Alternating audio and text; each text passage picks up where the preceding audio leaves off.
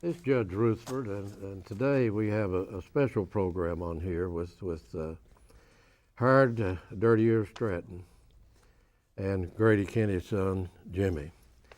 Uh, Hillbilly Days is a happy occasion. A lot of laughs, a lot of smiling going on. But when we think about not having Grady with us, we're very sad. Howard Stratton and I were talking about it earlier this morning. Uh, but uh, but we had to go on. We had to go on with this festival that Howard Stratton and Grady had this concept and idea back in the 70s, and they was driving up the road. They told me the story when they come to meet with me in regard to the county being a sponsor of Hillbilly Days. Uh, They first, of course, had to go down and meet with the Shriners and with the El Hasa Temple to get permission for one of this. They found an ally down there who understood what they wanted to do. They talked about tomorrow. They talked about something that's happened. This is the 37th year. And we're going to talk today about the purpose of this, but we're going to talk about two fellows that had an idea, a dream, to bring a festival to Pike County, Pikeville, and the money from this festival would go to help the crippled children at the Shriners Hospital in Lexington, and also the Burn Hospital in Cincinnati. So we're gonna have a conversation today about the history of Hillbilly Days and to get everybody ready for this year's Hillbilly Day. So it is, and it's coming up right soon. We're going to talk about everybody that's been involved in it, that's involved in it today, about all the volunteers that we couldn't have this if it wasn't for the volunteers, if it wasn't for the Shriners, if it wasn't for the county employees, if it wasn't for the city employees and their contractors, if it wasn't for the Chamber of Commerce, the work that they do and the volunteers through their agency. So we have a board. The board is chaired by Brad Hall, who formerly was with the Chamber of Commerce, is with AEP, and he is the chairman, and Jesse Bowling with the city is vice chairman. Bobby Branham is a member who is in my office. Jared Arnett, the president, CEO of the chamber. Tony Tackett from tourism, and Sean Cochran, Tony Tackett from the county tourism, Sean Cochran from city tourism. This is the body that manages Hillbilly Day. We've already had 2 meetings. We have one more meeting set up before Hillbilly Days. And then we have a meeting every morning of Hillbilly Days. That is Thursday and Friday morning, because time we get to Saturday, well, it's all over with. So we don't meet, but the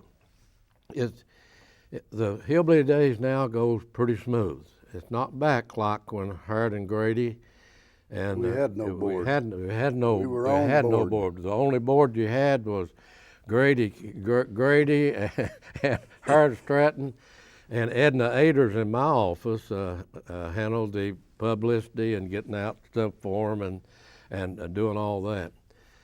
And we went in and we declared Hillbilly Days on March the 2nd, 1977. And you'll see a picture on the screen here of Shady Grady, Howard Stratton, and the others in a bench in a courtroom at the Pike County Courthouse. And that was when it became an official event. It was not named a festival until we made the list of state festivals. And that is designated by the state, and the state designated this a festival, and it became all these years with what dream that Grady and Howard had. Driving up the road, they told me that they was coming up the road and they was talking to each other and said, what in the world can we do? And I'm not going to do all the talking. I got two fellows here that's good talkers and that knows as much more about this than I do, especially Herd Stratton. Herd Stratton knows the people involved at the Elahassa Shrine, or Elahassa Temple, and the Shriners, and he knows all of them. He knows the role that they played. He knows what they helped getting it, and this festival is called throughout this country as a festival with a heart that gives money to help the Crippled Children's Hospital. We'll go into the money.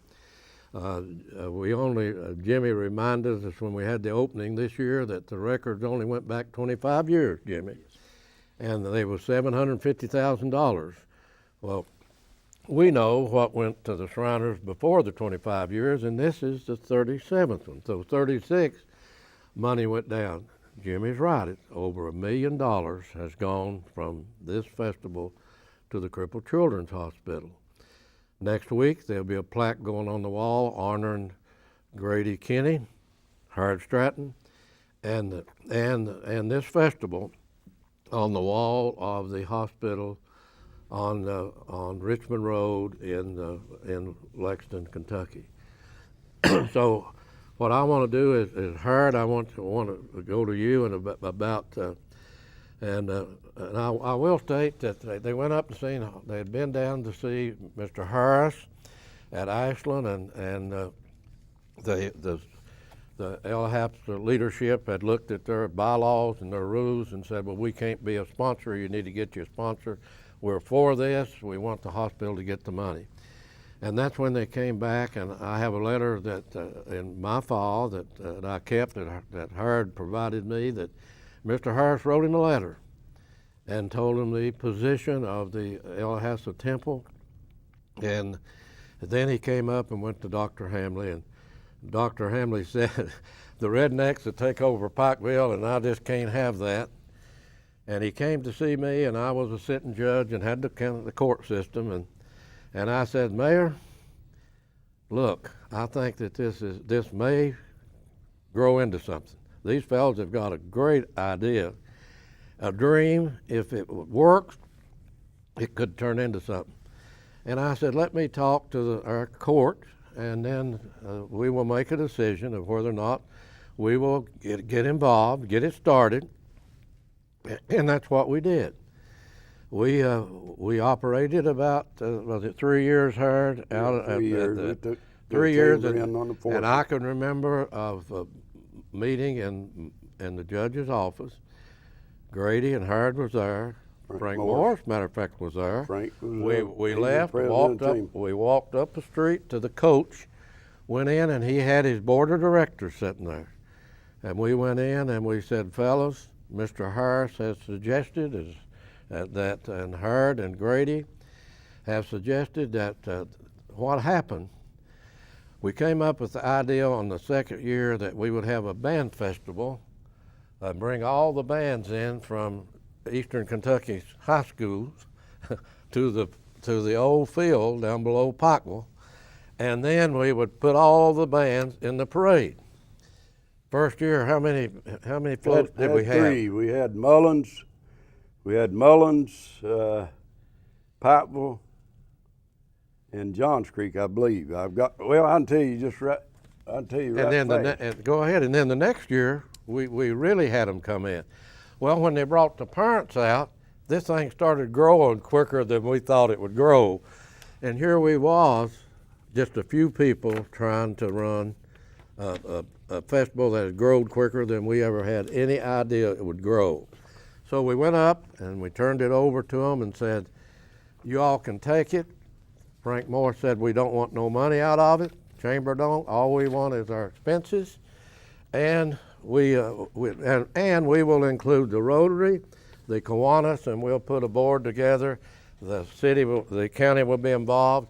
He said, and we will try to get the city involved. So then that's in essence how Hillbilly Days started. and we declared it a county festival. Later, we took the city in. Couldn't done it without the city. Jimmy, you know that. Yeah. We couldn't have done it without the chamber. For 18 years, Frank Morris was Every president time I of want the to find chamber. something, it ain't it. Was the president of the chamber. For 18 years, Frank ran that out of the old coach up here, every hillbilly days, and then it continued to grow after that. And vendors, we as I say, We had three. we didn't like it. We had three. We had two vendors the first hillbilly days: the Pikeville High School band, and I'll tell you, Johns Creek Volunteer Fire Department. Now, and they used to come and bring the shuck bean.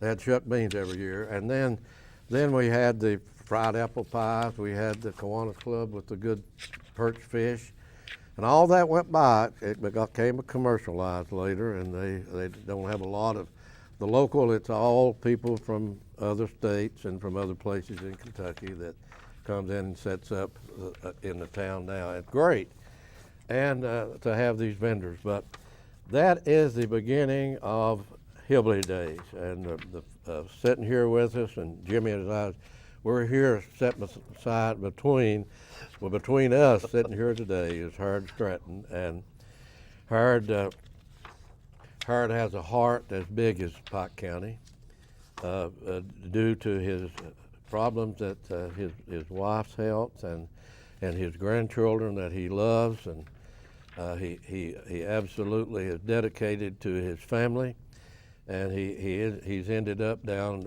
at Nicholasville, and of course is still active in it.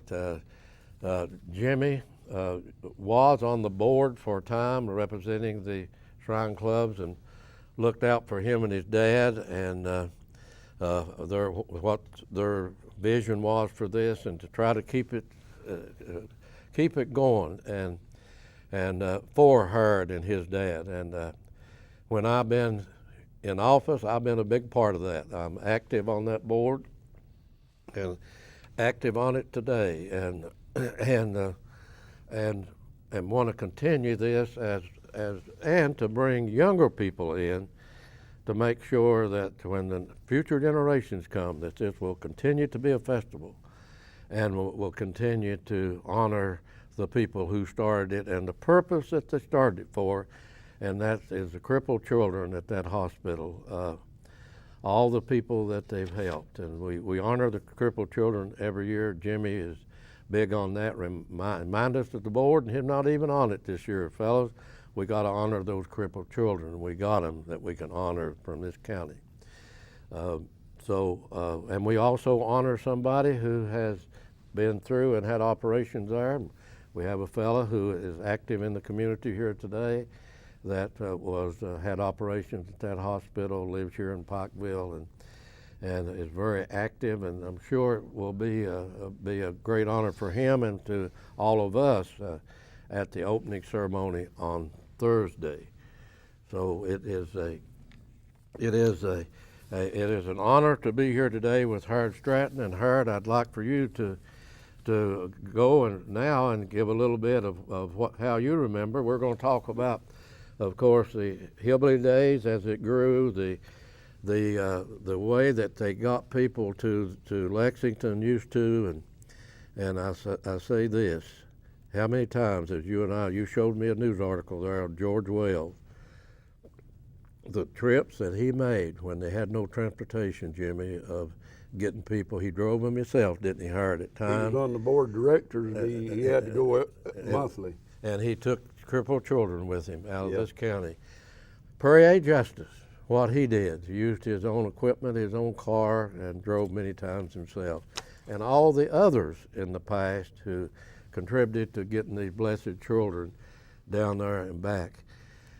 In the early 70s, when we seen that there were so many children going to this hospital from this county, we put in a county transportation system. And I remember the late Bill Osborne was the one, Jimmy, who drove for the county a transportation vehicle that went every day, 5 days a week, to Shriners Hospital, to UK Hospital, to Central Baptist Hospital and to the other hospitals in Lexington. There was 2 more at the time. And we did that for a number of years. And then later we're going to talk about the A-team, Jimmy, and going to talk about our late friend who dedicated himself to Bumper Stiltner. We're going to talk again about Larry Webster. Harold found something he wants to read to us later that Larry did in his when he was writing for the paper. And we're going to talk about the vendors and the number of vendors. And we're going to talk about the crafts and where they're located, and about the beauty pageant, and then so we need to get started because Harold, as I said, Harold is a person who caused this to be named a festival with a heart. So Harold, let's have a little conversation, and you pick it up a few things that I said. Okay. First, the 3 bands on the first Hillbilly Days. Pikeville, Millard, and Johns Creek. It's the receiving award were Pikeville and Millard, who finished first, second, and third in the competitions, all right? We had 2 vendors. We had Pikeville High School set up on Main Street, and Mullins. Okay, I want to go back first, and I'll try to make it brief. There's a lot of people want to recognize Mr. Bradley, Everett Bradley, Dickie Brewer's father-in-law, married his daughter, and she's here every year in old man Bradley's uniform. 1973, when we went into the shrine, me and Grady, Bradley had a clan in Paintsville. Clan 1, Outhouse 1. And he was a reband, and his helper was Norman Miller, instructor out at Paintsville Vocational School. When we went down and took that hillbilly degree, we fell in love with it. The reason we fell in love with it, Grady's raised up there in Dry Fork of Shelby, and I raised over here in Coon Creek. We was raised that way. I mean, we plowed the mules, and I was good at it. I was good. No Bob, no Barney, and Homer Edmonds will back us up. And we had outhouses in too, didn't we? We got a bathroom at 12 years old. Yeah, I did too. I was 14. But anyway, and Mr. Bradley up until he lived, and went to the Hillbilly Conventions with me and Grady, and we led the parade in Cincinnati in 1982 at the first Hillbilly Convention, that they come and talked to me and Grady about setting it up and think, well, it worked. So they invited us down to lead the parade in Hall Jim Harris. Now, so that's the background of Mr. Bradley. All right, from Mr. Bradley, we go down to his functions and have him up here. Me and Grady'd rent the gym, and he'd come up and initiate some of our Shriners. We didn't have a clan. He'd initiate it, and we'd get the gym, and we'd fill it up. We'd have a dance and have the best time ever was. And it went on for 2 years. And so me and Grady we asked Bradley, would it offend you if we started a little clan up here? And, why, no, it wouldn't. He said, well, I'll help you, and he did. The outhouse we use even today is one Mr. Bradley gave us.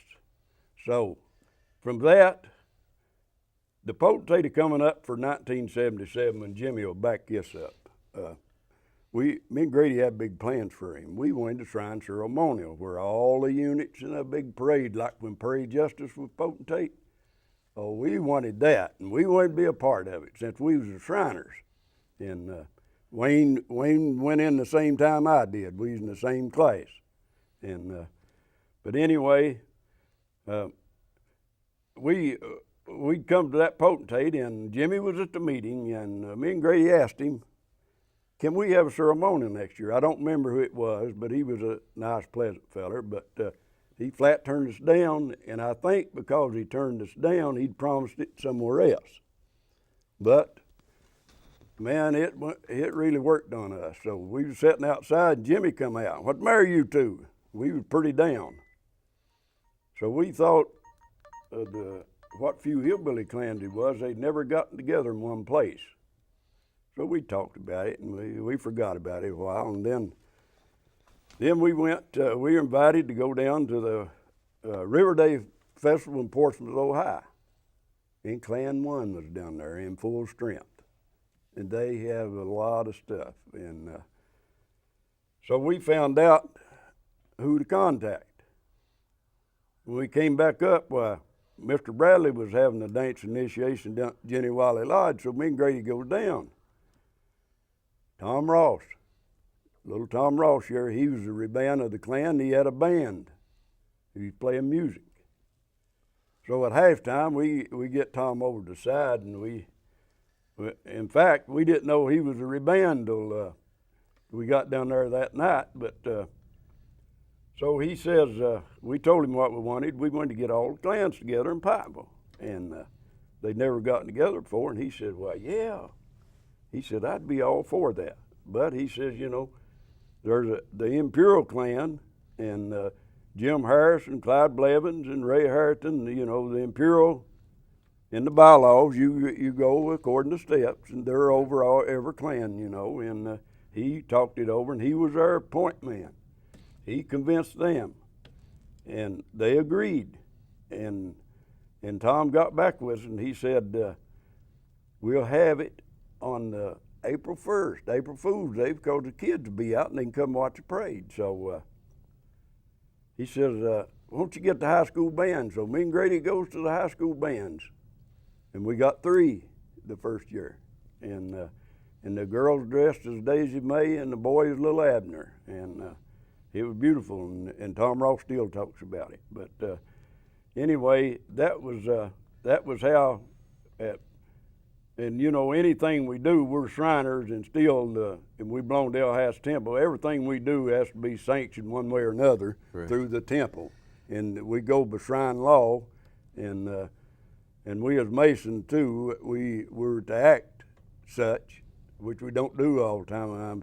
I'm sorry to say sometimes in the past, but I've tried to improve but since then. But so Tom, he draws up the proclamation and he mails it up here, and he says, heard you first have to get to town, and then you'll have to get with Judge Rutherford. So Grady drove city bus here for years. He knows everybody. And Grady, I didn't go with him to talk to Mayor Hamlin. And Grady went with him, and Doc says, well, he says, don't believe it'll amount to nothing, but you can have the town, Grady. And so he gives, so from that, we take that, and then we go to Wayne's office. And we meet out there 2 or 3 different times, and we asked Wayne to proclaim it, and Wayne was all for it, and he backed us, and he put Edna Aders in charge of giving out information, list his phone number, and any Shriner can call. Then we had to get the Pikeville College gym, in which, you know, it cost a whole lot, and we had no money. We started with zero money. No toilets or porta potties in town. People complaining, you're exposing yourself. I seen somebody. Well, what are you going to do when you stand over here every day, you know? And but, you know, it grew and grew, and Jim Harris says, Jimmy might have been standing there. He was a smart man. He wrote the hillbilly degree and formed the first Klan in Iceland. And he said, you first going to have some help. The judge and you and Grady and Jimmy and these Shriners here, there ain't many here in Pikeville, but they're hard-working and dedicated men, said, you're going to have to take in some help. So we took in the chamber, and Frank Morris was also a Mason and a Shriner, and he worked hand in hand with us.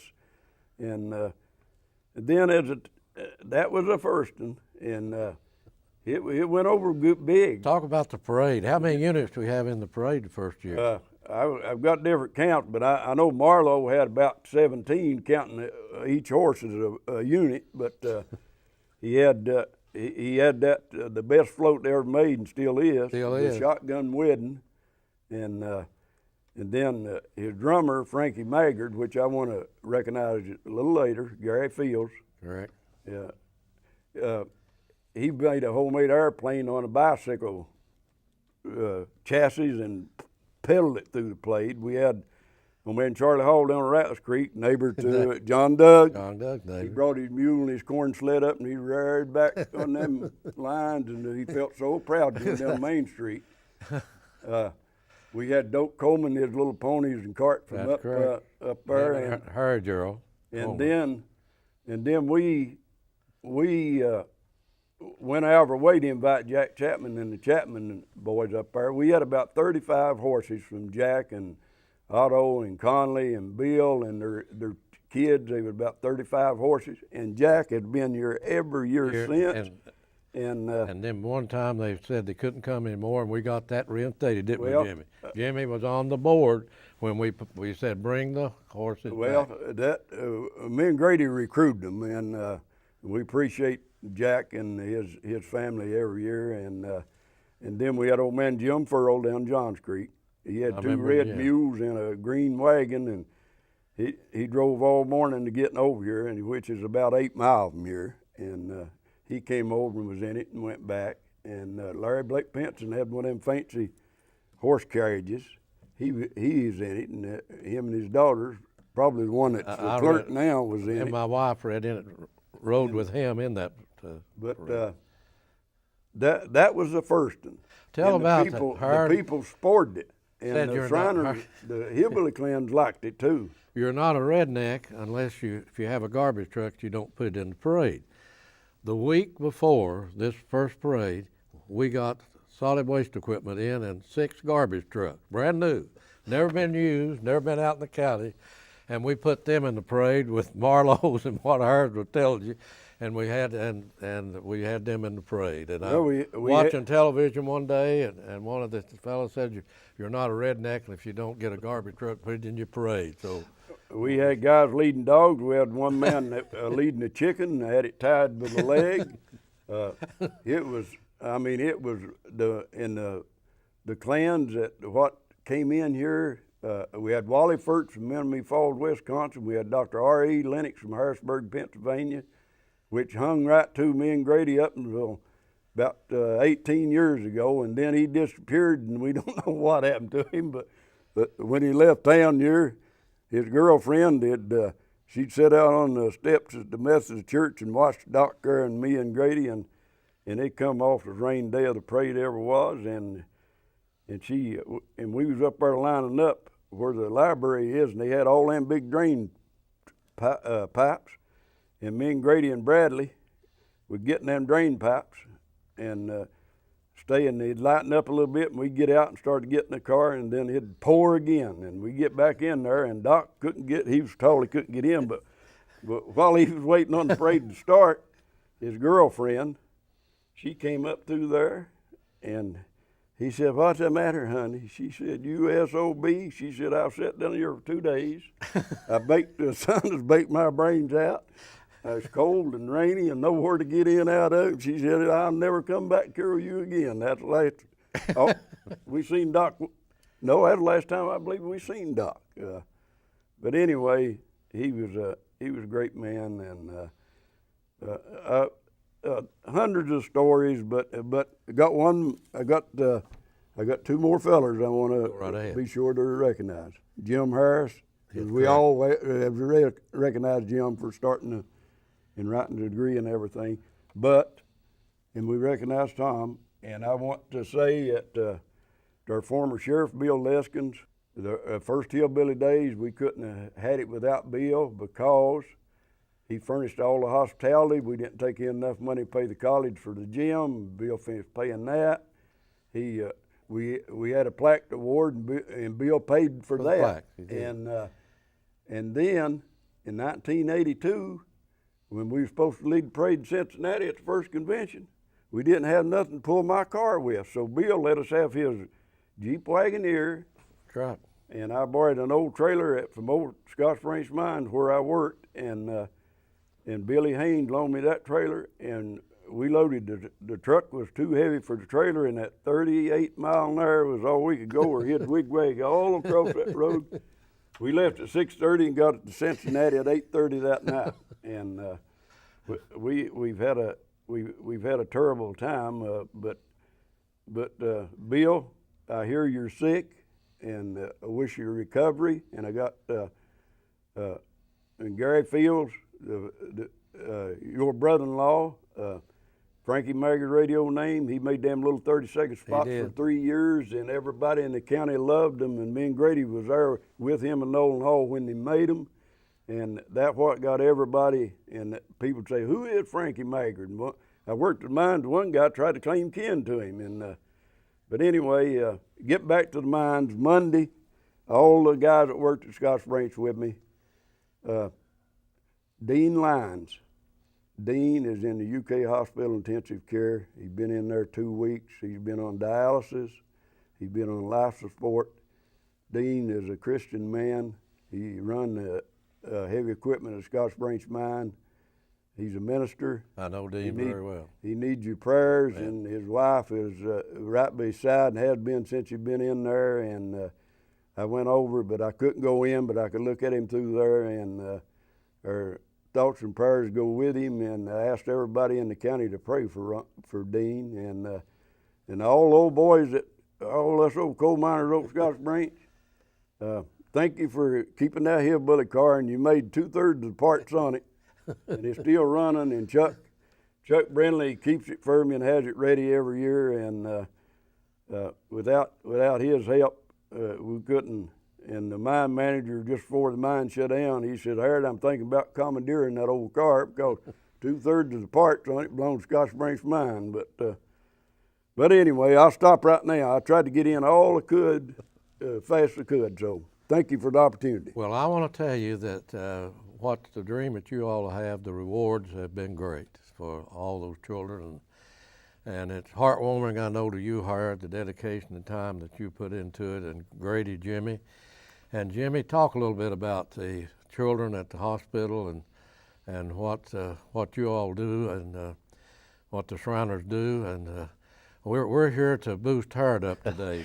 Yeah, and I want to apologize for not having my suit on, like Harold has. Well, here. Look, tell them about the hat you got. The hat here, with not having my uniform, I guess, so to speak, the judge got this hat out for me.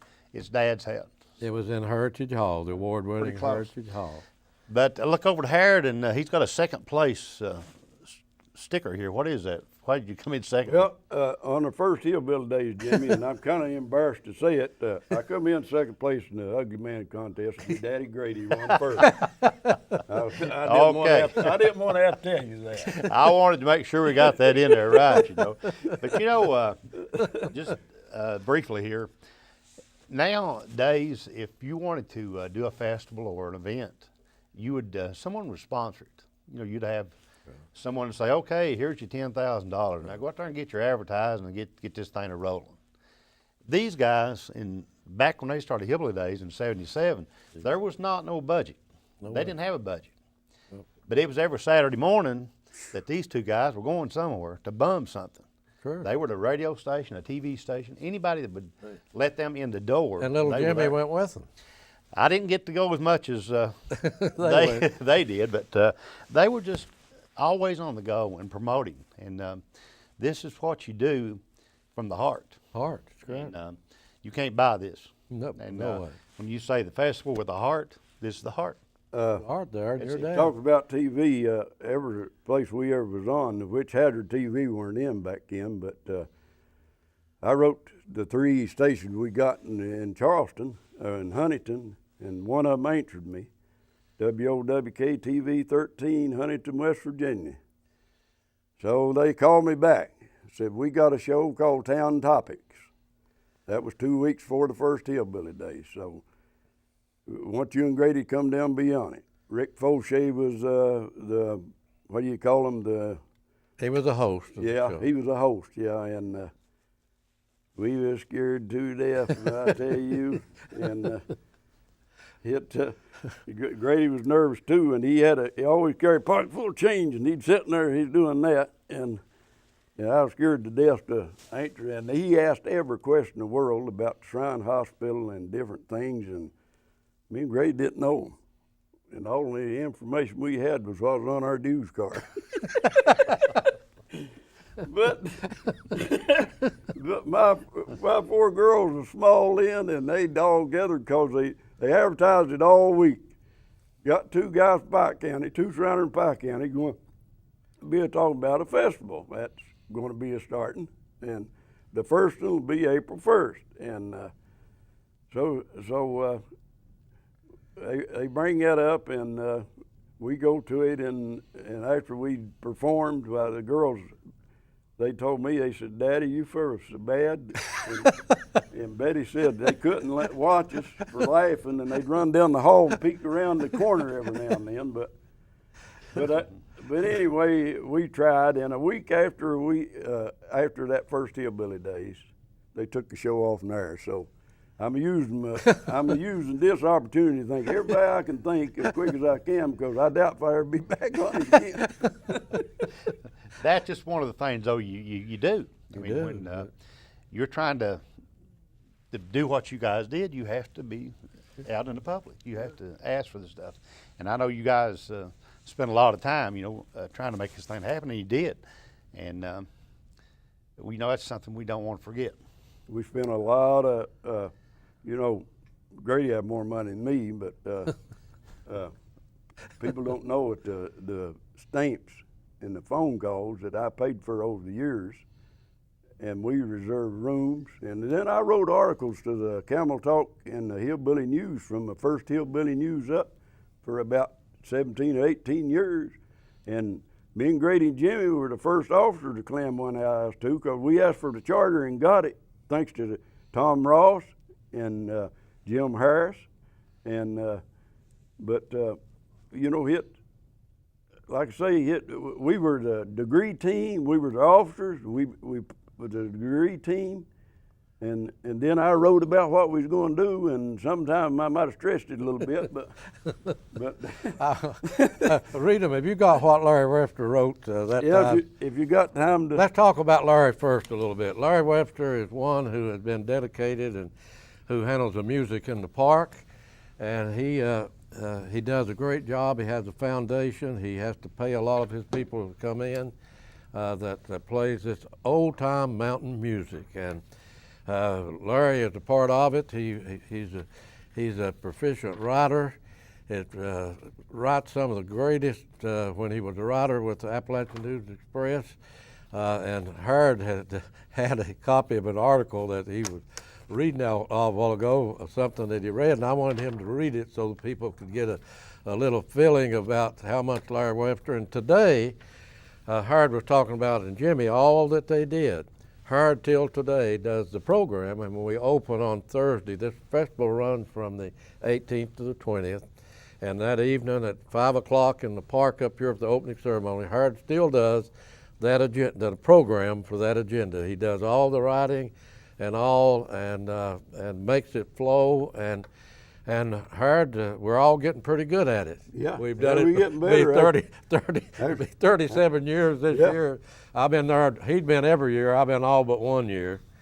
But old Larry, best I remember, I mailed Larry this article yesterday, and I've got it framed to give it to him at the welcome ceremony. But he received it today as I read it. And I saved every one he ever wrote about me and Grady and Hillbilly Days, and so at your request,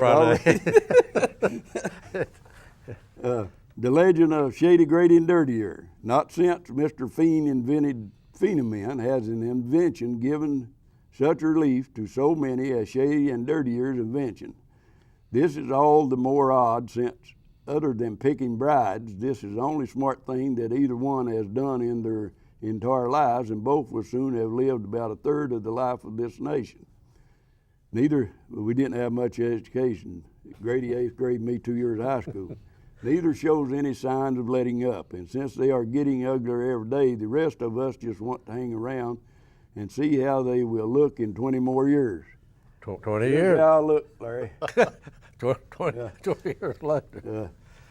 Here's a little history of both. Sort of Alice Kinder, bless her heart, she did so much, and I want to mention her name, and June Johnson rendition. Shady was born on the last second of the last minute of the last hour of the last month of the year, and in fact, like not have gotten here at all. He was born in a little log cabin which he helped his father build, and in bed as he wanted to be near his mother when he was born. There were 3 of them lying there in the bed, newborn, when his old man came and picked out the one they wanted to keep. Grady's parents had 13 kids, 5 boys, 5 girls, and 3 more. He was kicked out of the 2nd grade for not shaving, and because he could never figure out whether you read the black or the white. He had been balled up, balled out, cussed, discussed. He had been drunk, got others drunk. Now, Dirty Herb was won a poker game by a Stratton feller on a King High Bluff. Now, these was some highfalutin people, and the whole family was raised on an old brindle cow and other people's chickens. Early in life, Dirty Herb had a traumatic experience when his uncle mistook him for the coon dog and run him in the hills all night. It was all bad as he tread 3 large coons and sucked a half a dozen eggs and got tied in the shade the next morning. They say that Dirty Ear's wedding was her first chance to get married and his last one, but somehow she has put up with him even though he took up with the bad company, to wit, the aforesaid Mr. Kinney, who was run out of Dry Fork on the Burnham Fork. Legend has it that the duo invented hillbilly days on their way home one night about 2 in the morning, when they realized they would have to make up some excuse for being out with George Wells. Now, old George, when he's not cab forwarding, is a well-known reveler and just as well known for helping crippled children. So when Shady and Dirtier had to come up with a legal excuse for partying, they had the bright idea that they were partying to help crippled children. Somehow this caught on. Now, 17 years later, and we all go out and make fun of ourselves, this is the only festival in the world in which people make fun of themselves. The corn crops ripe and the meadows in the bloom, and with all the rain, the squeezings are exceptionally pleasing. Moonshine is like the mountain people who don't like hillbilly days. It doesn't take much to do you. Throw back your head and hoist a little snort. This year, the Shady and Dirty year, and even old George. One could do worse than invent a good time. And we don't partake of any moonshine or allowed to be around. So I want to clear that up. We're A family-oriented thing. And, festival. But Larry, Larry, it ain't none better. I miss them old Red Dog articles. yeah, I do too. But let's talk about Jimmy again, about getting the children down there and what's transpired over the years. Let's talk a little bit about Bumper years Stiltner. ago, your transportation kind of came out of Ashland. If a child needed to be transported to the hospital around this area, then a van came out of Ashland, or a Bumper Stiltner would go pick up a van and bring it up here and transfer kids. So this was a thing through Bumper that he wanted to get a van in this area to transport our kids, because we had a lot of kids, and Ashland gave Bumper a van to keep up here. So that's how the A-team got started with that van. And we were transporting so many children, and then Hillbilly Days came up, and we were looking at maybe the next van. They were giving us the hand-me-down vans out of Ashland. And we decided we needed a new van. Our kids were special, and we need to take care of our kids, the best we can. So we got together Bumper got together. I'm not going to say I did, but Bumper and the group got together and purchased the first van. Well, at one of the Hillbilly meetings, it was brought up that, we need to keep a van. We need to have a new van as often as we can. So we decided to take 10% off the top of Hillbilly Days and put it in toward the purchase of a new van. So after we started doing that, guess what? We're going to have a new van about every 3 years. Sure. And now we have actually 3 vans. Whitewater has one that they're using, and we have the one van at around Furls Creek, and the one van here now at Pikeville. So that lets our van drivers be able to access a van, closest to them. And there's 20-some A-team drivers right now that transport these kids. You don't hear too much about these guys. No, they're hid. You pass them on the mountain parkway. You see the van go down the road, and okay, you see it, but you don't see the drivers. And somewhere or another, we need to recognize these drivers, because right. what Bumper started is now tradition. You know, we will keep this man going. And, you know, one of the most important things that we can do as far as Shriners in this area is to take care of our kids. Correct. And transportation is the main thing for me. And they have to go back for their appointments and have to get there. Exactly. Many of them don't have the means to get there with. When a child has an appointment, the parent can call, and we make arrangements to pick them up. We transport them to the hospital. They need something to eat, we feed them. The hospital furnishes food down there for them.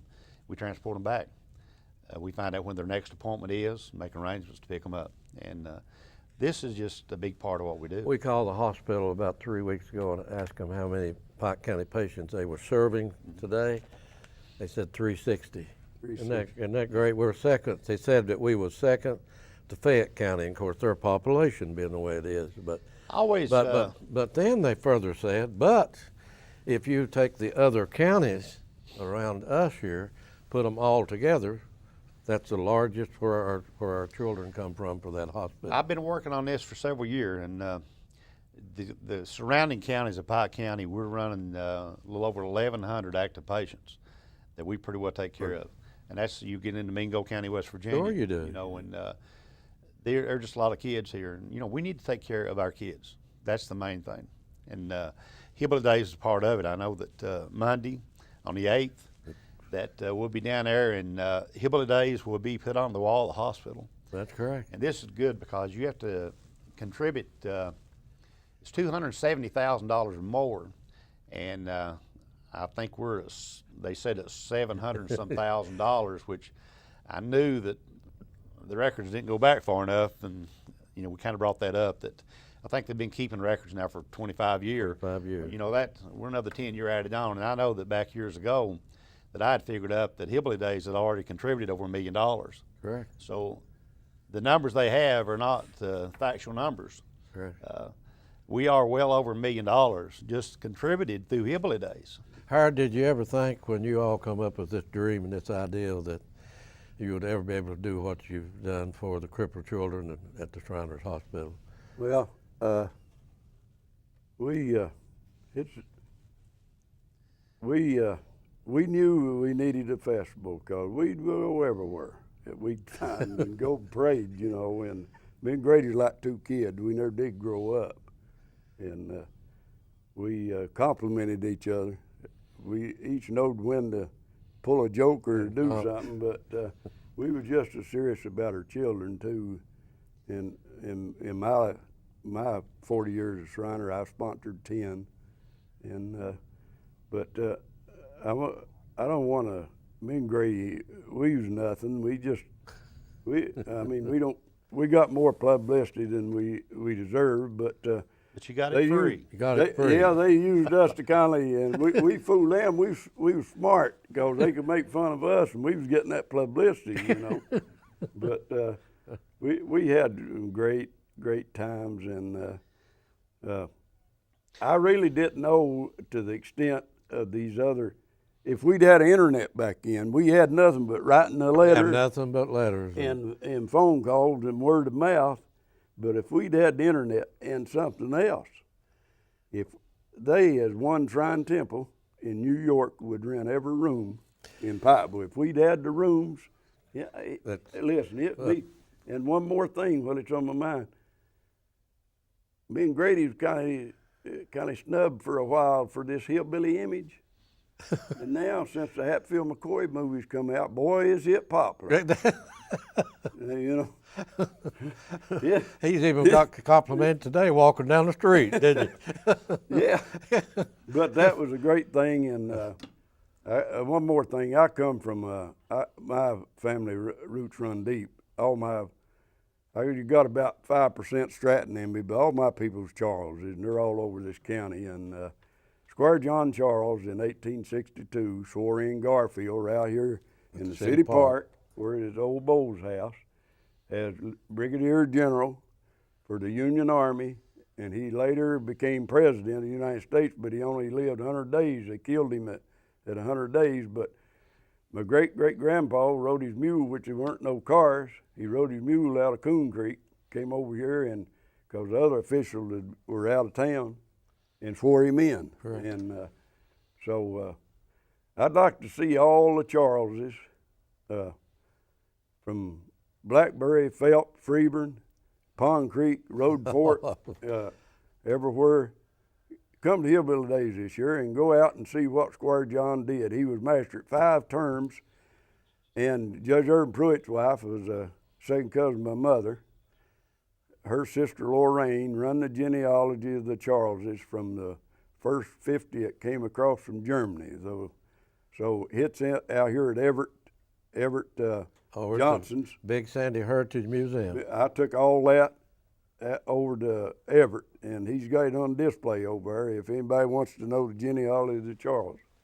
So Well, I heard I think we got probably about 10 minutes left, but we don't want to miss anybody, and we want to say to everybody out there, we mentioned a lot of names today, but gosh, yeah, we couldn't have done this without all the volunteers and you know who you are, and we know how you feel when you hear us talk about these children and these blessed children that's given a hand up and able to walk, and Howard, we certainly don't want to forget anybody, and if you got anybody else, and we certainly want to give credit to people like Jim Harrison and Mr. Ross. And we was honored to have them at this festival for many years.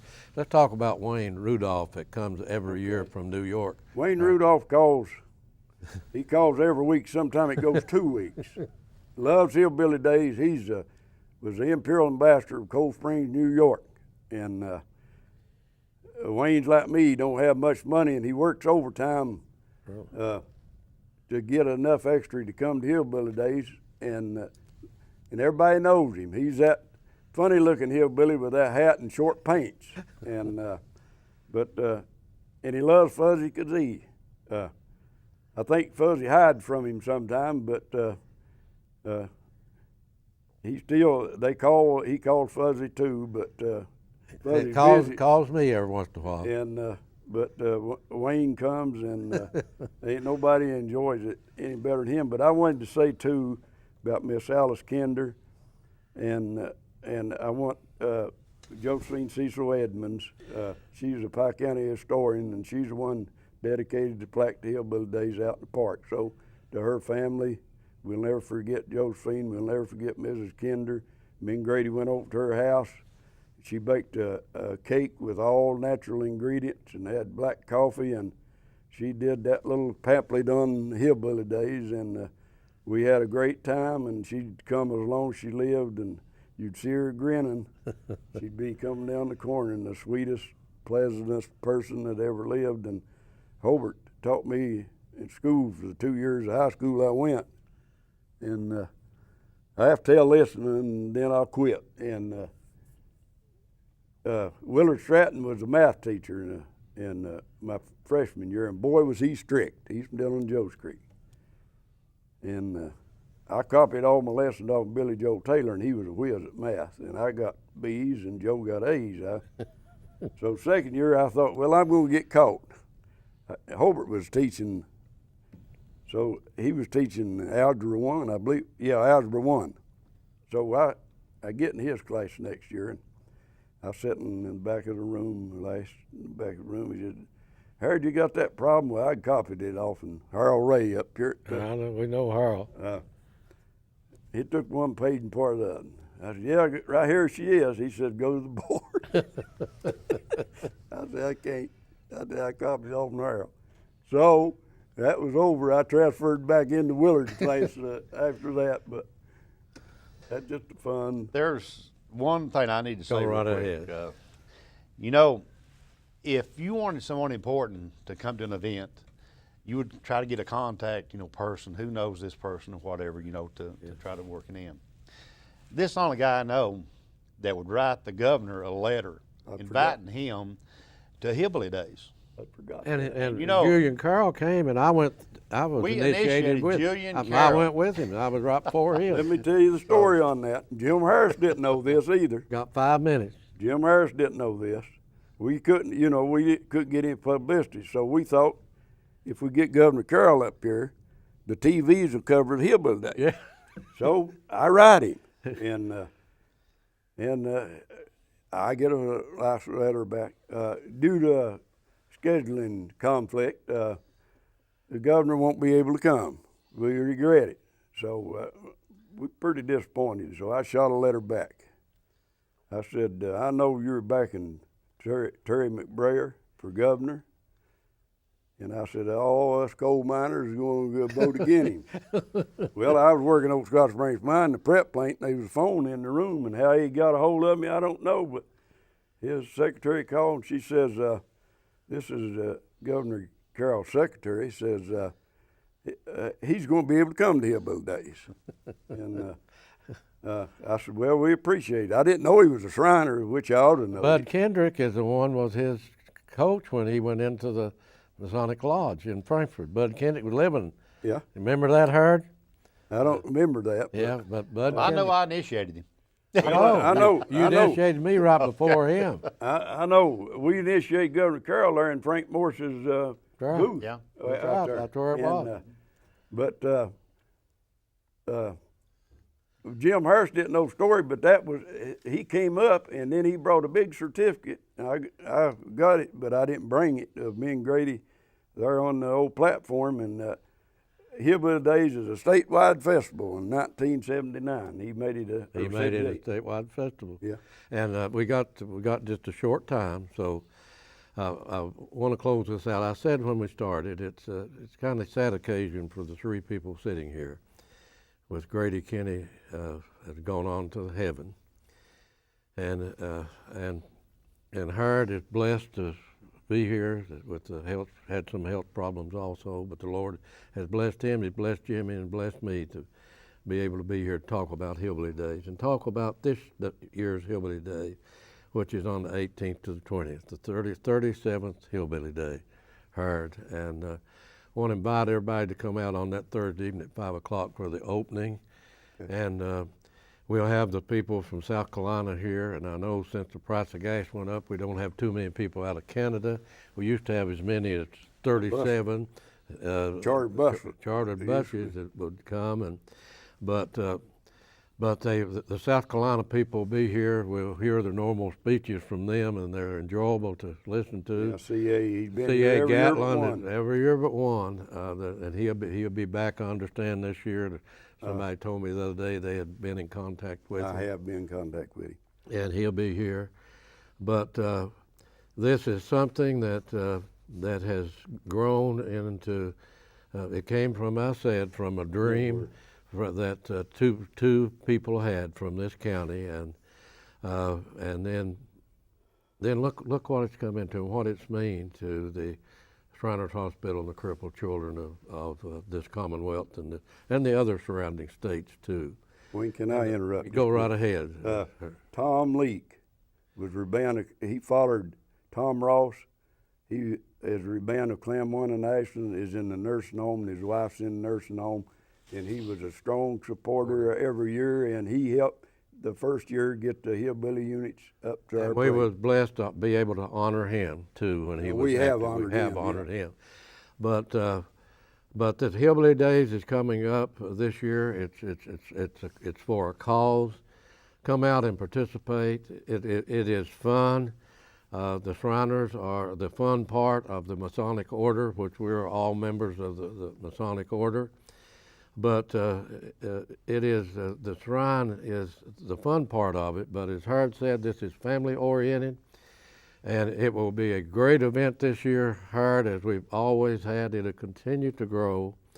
And Jimmy, I know it's hard on you sitting here today, and I know you probably looked tear in my eye, and I've looked at one of yours and Howard also, but we're just elated that the Lord blessed us to be where we've been in these last 37 years this year. We've been blessed. But we've been blessed to be able to work together with everybody to bring this festival and to have it grow and have it to be the second largest festival in this Commonwealth, and a festival with a heart.